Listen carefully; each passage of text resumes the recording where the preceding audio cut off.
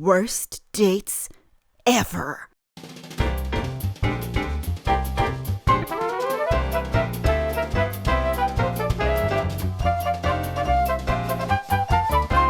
Hi there, I'm Roux. Welcome to my video. Welcome to the mid-holiday week Lazy Couch Potato Convention. I hope everyone had a wonderful holiday, no matter which one you choose to celebrate or not. I hope you had a swell time, and that you're in the mood for some sassy, juicy stories about people's worst date ever. Yes, I couldn't help myself. I saw it on AskReddit, and I was just like, yes, we're doing this. Full disclosure though, I didn't ask people for permission to read them because they're responses to a question and not original posts. Normally I always ask, but I would just say that I didn't this time, and if you are a original poster of one of these stories and you either want credit in the description or you want me to remove your story, that's a-okay, just let me know, okay? Before we begin, this video's shout out goes to Vintage Toy Box. Hey Roux, thank you for all the wonderful videos you brought to us over the past year. And a very Merry Christmas to you and yours. Hugs! Thank you, that's really nice of you. But without further ado, let's get started on the worst dates ever in the history of time of humanity. Kinda. And to round this video off, I'm just gonna tell my own story of my worst date, so hang on to your hats. That's gonna be exciting. It's Me Maple asks on AskReddit, what was the worst dating experience you've had and why? Met a lovely girl over Tinder, we really hit it off and had a great conversation. Decided to meet in person for coffee the next day. She showed up on time, looked just like her pictures, and brought her boyfriend. Orange comments, so was it A, jealous boyfriend sabotage, B, devil's threesome, or C, her not knowing what Tinder is about? Blue chimes in, my guess is B.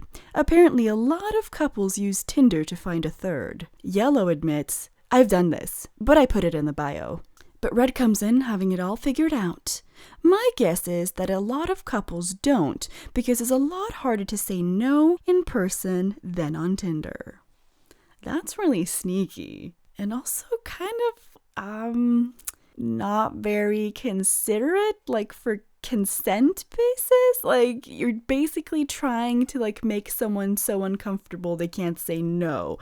And I don't see how any sort of consent can come out of that. Like, oh, surprise, this is my boyfriend. Like, yeah, you didn't have nice motives going in if that's what you came in with. Nah.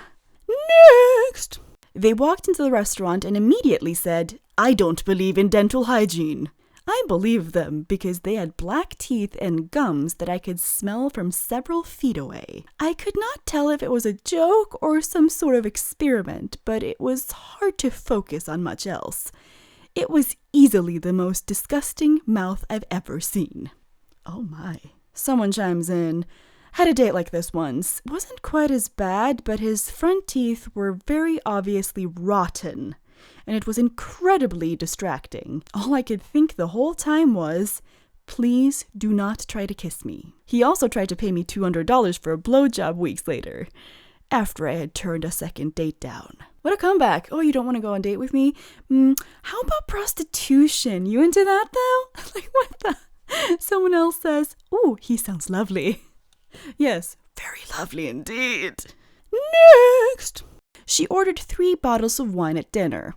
I had maybe 3 glasses total, which meant that she had 9 glasses on her own. When she tried to order a 4th one, the waiter cut her off. She caused a scene and got us kicked out of the restaurant. I called her an Uber, and while we were waiting, she pissed herself in the parking lot. I basically poured her into the back seat of her Uber and went home. She texts the next day. Hey, sorry I missed our date last night. I must have taken a nap and slept through it. Reschedule? What? Someone else comments and says, I had a very similar experience, lol. Girl drank like 3 pitchers of beer. I had 1 beer total, and she ended up puking on herself as soon as we left the restaurant. I took transit with her across town to make sure she got home safe. This was pre-Uber. Took me like 2 hours to get back home. The next day she texts me, asking if I would like to meet up again, because she had to leave early last night because of a work thing? What? LOL. Wow, if you're so drunk that you don't even remember that you went on a date, that's not good. Or you're like so crazy that you think that you can gaslight people into being like, oh my God, I hallucinated. We definitely didn't go on a date last night. I definitely just made that up in my head. You definitely didn't get so drunk that I had to like make sure that you didn't die and get you home. No, that definitely didn't happen. Yeah, sure. Let's go on our date that we've never been on. What? Next! Went out for a workday lunch date with a guy I had met at a professional association. You'd think this would be fairly short, but instead we drive from the burb we both work in to a downtown restaurant. While walking from the car to the restaurant, the heel of my shoe gets caught between the brick pavers and my foot pulls loose.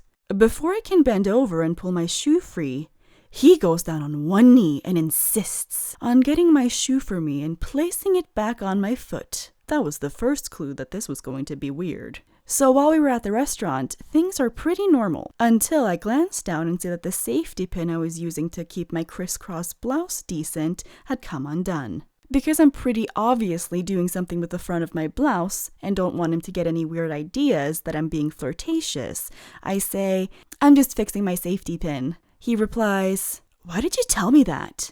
I almost gave the reason above, but I pause and say, "Why do you think I told you that?" His reply, "You're letting me know there's a trap in your blouse in case I try to reach my hand down into your bra." This is where I remind myself that we know a lot of the same people, and several of them know that we're out at lunch together. Then the final piece of this date comes as we're driving back to my office, and he casually mentions his wife. At this point, all I want is for this to be over, and I don't really care about what he thinks of me. So knowing that he has a master's degree in philosophy, I ask him if he doesn't think going out on his wife will rack up some bad karma for him. He pretends not to understand this, so I add that maybe she'll start cheating on him if she finds out that he does this. He replies that she cheats on him all the time. We were at my office parking lot by then, and I just got out and walked away. That guy is an extra large crazy in a medium container. Yikes. Gotta say I agree. Oh my. Also, like, why would he piss where he eats? Like, why would he do that to, like, someone he will be interacting with a lot? Like, doesn't he understand socially that that's just, like, suicide? Like, people will know that you're, like, weird guy who cheats on his wife because his wife cheats on him all the time, and he does it with his coworkers. Like, it's... I don't understand people. Next! Went on our first date. Waited 60 minutes for food at the restaurant. Cue awkward conversation. Went to a movie and the movie jammed in the middle and we had to wait 20 minutes for them to fix it. Cue awkward conversation. On the way home, the car broke down and he insisted we couldn't call any of my brothers or sisters for a ride, so we walked 4 miles home in the snow. We have been married for 37 years. Aww. I love it when like a really bad date turns out to be like lifelong love. It really shows that it doesn't really matter what happens on the date, unless it's like murder. It's just all about the people, you know? Clicking with the right person. It doesn't have to be super extra fantastical, magical, or expensive or anything. Just saying that to all the incels out there in the universe. It's all about the people. And if it's not right between the two people and they don't click, doesn't matter how magical it is. Just doesn't. Or not magical. In this case. Next! I'll keep this as short as possible. I was set up with a guy by a good friend, so I was excited. We texted back and forth for a few days, and finally decided to meet up. We decide to go to dinner in my town. Plans are set, and then he asks for a ride. No big deal. We were college age at that time. I get in my car, punch in the address, and he's an hour away, and like in the cuts. Okay, whatever. I go to the address and I'm like, this can't be right. It's literally a shed leaned up against a fence. Okay, no worries. Maybe I can't see the rest of the property or something.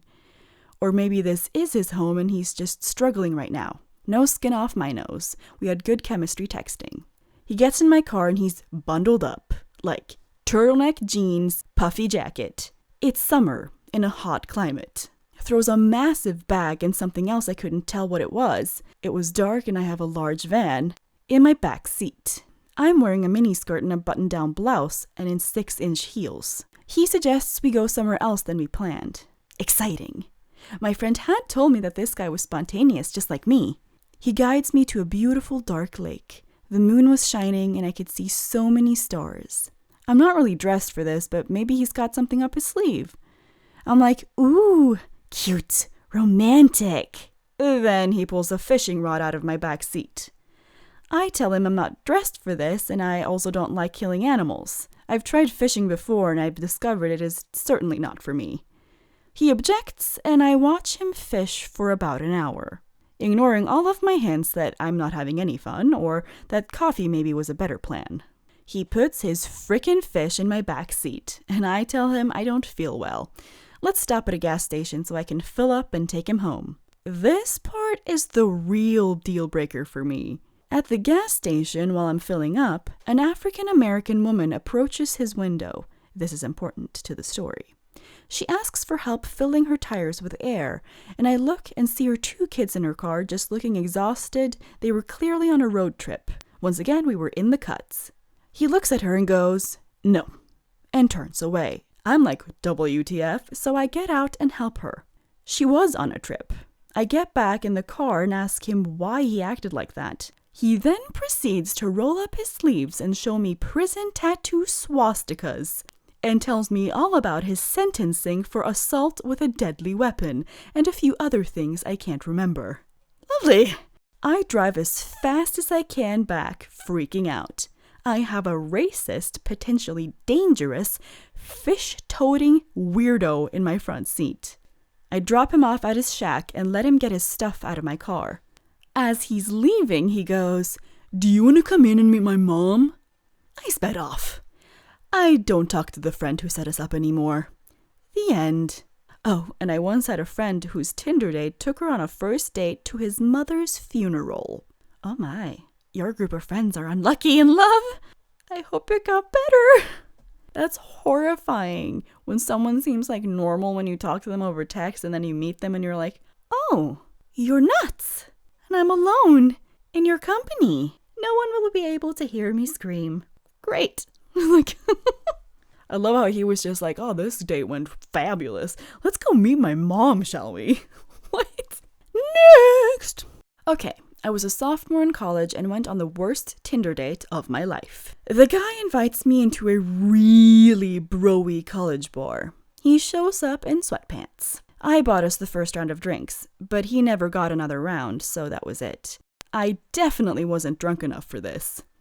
I'm trying to make the most out of this because he's cute and I only wanted something casual anyway. I was truly trying to make conversation, but every answer he gives is about football. He said he was on the team. A Google search later on proved that to be false. I asked him what he did for fun. Football. What other hobbies he had. Working out after football practice? Does he enjoy any games or anything? Madden. He also took a phone call in the middle of the date. While he was talking on the phone right in front of me, I was looking at the decorative signs all over the bar. I was too young to get up and just walk out, but I really wish I would have at this moment. When he hangs up the phone, he sees me scanning the signs on the wall and says, "So you like to read, huh?" We left shortly after. He insisted on walking me home. We get to my apartment building. He goes in for a hug. While grabbing me, he goes, "I was really hoping to get a piece of this tonight." You can't be serious right now. I said, "Maybe next time," and ran away. I didn't hear from him again until the following weekend, Saturday night at 2 a.m. So basic reading of anything is liking to read. I hope he doesn't have a driver's license, because he doesn't sound like he likes reading, and he definitely not be reading the street signs, if you know what I mean. One-dimensional to the T. Oh my. I've met people like that, though, who are just, it's like you're trying to find a different side of them, like, oh, maybe you're deeper. Nope. One dimension is all I get with you. One dimension. No, thank you. Next! A few years ago, I met a guy on Plenty of Fish. We hit it off right away and agreed to meet up at a coffee shop the next weekend. He was 45 minutes late. at least a few pounds heavier than his pictures. Clothes looked like they hadn't been washed in days. And to top it all off, he brought his kid with him. I made up a quick excuse and noped the frick out of there. He messaged me up later that night and asked if we could talk this through because he really liked me. I responded that not once during the week we talked did he ever mention anything about a kid. I've told him I wanted to live a child-free life, that his picture was very misleading and he couldn't even bother to wash his clothes. He called me shallow, heartless, and to go have intercourse with Chad. I deleted plenty of fish and never went back. Someone comments, "This sounds so much like someone I know. He has a child but doesn't post on any dating sites that he's a parent. Then he wonders why girls get upset with him for not being upfront about it. He called me the other night, bitching about some girl he matched with and then they exchanged pics. He sent her a picture of him and his kid. She asked if it was his child, he said yes, and she responded back that she was no longer interested. But of course it's her fault for being stuck up and not giving him a chance. He is also heavier now than his profile pics and has the worst hygiene of anyone I know." It seems like a lot of people don't think that bringing up their kids is like something they have to do. What? Like, you need to tell people, like, yeah, I have a child. That is part of my life. People don't have to be interested in being a stepmom. That's not a requirement. Like, they're not a bad person if they don't want to do that. Also, if you know what chat is and you use it in daily conversation, I'm surprised he has a kid at all. Next! I had a blind date to a frat semi-formal at the end of spring semester. My flaky roommate said that my date was a great guy and a good piano player. As if that has anything to do with being a good human being. He was from her hometown and had some kind of family ties. My mom and I sewed a very cute strapless red dress with fake pearls on the bodice and a poofy petticoat. It was the late 80s. This goofball picked me up and asked if I wanted to see the hotel room. I figured we'd be pre-gaming there with the other partygoers. Wrong. There was evidence of partying, but they all were gone by the time we arrived. I wasn't offered a drink. This should have been a signal of more discomfort to come. My date sat on the bed, patted it beside him, and asked me to sit. I perched on the edge of the bed, as far away as I could without being rude. He promptly went in for a big, sloppy tongue kiss as I turned my head away. I got a nice slime trail of spit all the way to my ear. I scooched away a bit and brightly asked, "So, when are we going to the party?" His reply, "I thought we'd stay here and make out for a while first." Nope. I jumped up, grabbed my purse, and said, "Let's get going. I don't want to miss anything." We got to the party at a ballroom. It was a big party put on by 3 fraternities all together. There might have been 200 to 250 people there. I was looking for a sorority sister I knew would be there, also on a blind date. I was hoping to cling to her as a lifeline. No dice. She really, really, really liked her date, and she pretty much ditched me. After making a loop around the room, talking to some guys I didn't know at all, my date abandoned me, probably to bitch about how I spurned his elegant romantic overtures. Oh well, I could at least get drunk, right? Wrong. My date neglected to provide setups or a bottle. No cash bar. I sat with a frat's house mother for a while. She took pity on me and gave me a Sprite from her flat 2-liter bottle. I wandered around seeing if there were any unaccompanied bottles on any of the tables. No luck.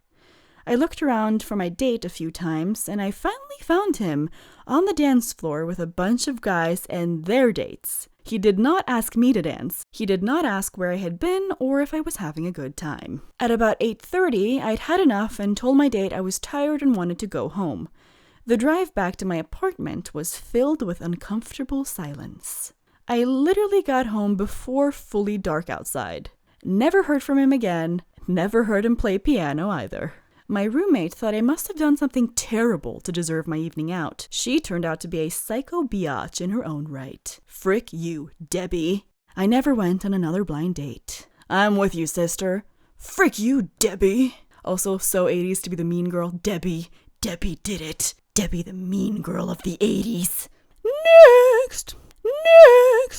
Probably any of the dates with my abusive ex when she would throw a public tantrum to test me.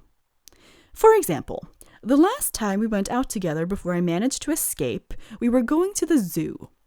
She wants to cross the road. I ask why and point out that we can't get to the zoo from that side. She immediately goes into a screaming hissy fit, shouting, tears, the whole works. Right there in the middle of the street in a very busy city. I was pretty used to it and done with the whole thing by this point in our relationship. Previously, I would have been desperately trying to comfort her, but this time, after she wouldn't tell me what was wrong, I just walked away. Tears dry up, comes running after me, finally explains there's a shop across the road she wants to visit. 10 years later, I can still feel the exasperation with how bloody stupid the whole episode was. And that's what happens when parents don't say no to their children. Like, this is so typical. Like, I've worked in a kindergarten and I've seen kids go through the phase of crying when they want something. And there was this one particular kid who she wouldn't even ask. She would just look at you and start crying. And it was like fake crying. And it was just like, why are you doing this? This isn't good. Like, I hope your parents are nipping this in the bud, because this is a bad behavioral pattern to get what you want. So yeah, this is what happens when you don't nip that in the bud. They grow up and continue behaving like small toddlers. And that's not good, is it? Nope, you're not doing your kid any favors. Now, for the final story is my story. Yes. I'm an avid Reddit commenter, so I posted my own story. Just to preface, though, like, this is a long time ago, like over 10 years ago. Like, I don't hold a grudge towards this person, but it's a funny story. It is. So let's get our wine on and read the next story. It was my first ever date. We were both 16. We agreed to meet up at the restaurant. He arrives late. This was a recurring theme with this guy. We look at the menu and decide on pizza. I suggest we get a small to share, as half of that is what I'd managed to eat. He says no. He wants to order a large. These pizzas were huge, by the way. A large could feed a family of 5. Easily. But he won't budge. So we order a large. I take out my wallet to go halvesies. This was apparently offensive to his sensibilities. Can't let the other people in this restaurant see that I let a girl pay. And he wasn't being playful about it. He was really set on this notion. Okay, that weirded me out. We get our pizza, huge beyond belief, and surprise, surprise, we both eat the equivalent of half a small each, leaving a shit ton left uneaten. I'm not one for food waste. That's just not cool with me. It's wasteful and not friendly to the environment, or the wallet.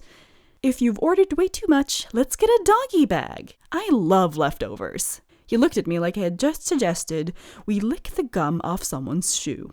This is where it dawned on me that he A, ordered the large to show off that he had enough money to do so, like it would impress me or something, and it's probably why he was so butthurt about me wanting to go Dutch too, I guess. And B, he wanted to further show off what a big shot, money's no problem man he was by leaving 3/4 of that mega pizza. 'Cause, you know, he's so rich, it doesn't even faze him. Safe to say, huge turnoff. He also turned out to be the stingiest person I've ever met. Never wanted to buy tickets to enjoy our local festival because we could just enjoy it from behind the fences next to the dumpsters. Everything to him was a waste of money. Everything. Like Extreme Savers TLC special sort of stingy. It was like he was going out of his way to overdo it the other way around on our date to reel me in before he went back to his normal self. I was so nervous on that date, especially when he was late. I was like a teenager, so I was like, oh my god, everyone's watching me. Everyone knows that I'm on a date that is not going well. They haven't shown up. I'm being stood up. Everyone knows. I'm pretty sure no one knew, and no one was looking at me. Like, they were just enjoying their meal alone, like with their other people that they were sitting with. Like, they weren't looking at me. No one knew. But yeah, I was nervous, and yeah, that didn't go very well, but you try when you're a teenager. You try new things, you fail, and then you try some more, and then it works out in the end. Trying's half the battle.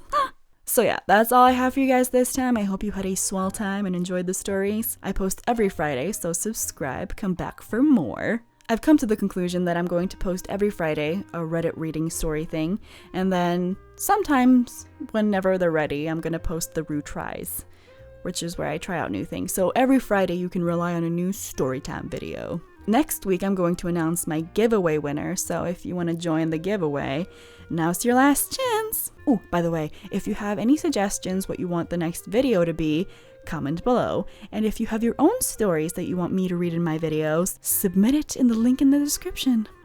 Thank you so much to my wonderful patrons, Katbra, Magdalena Jaworska, and Cami. Y'all are awesome. Thank you for believing in me. See you next time!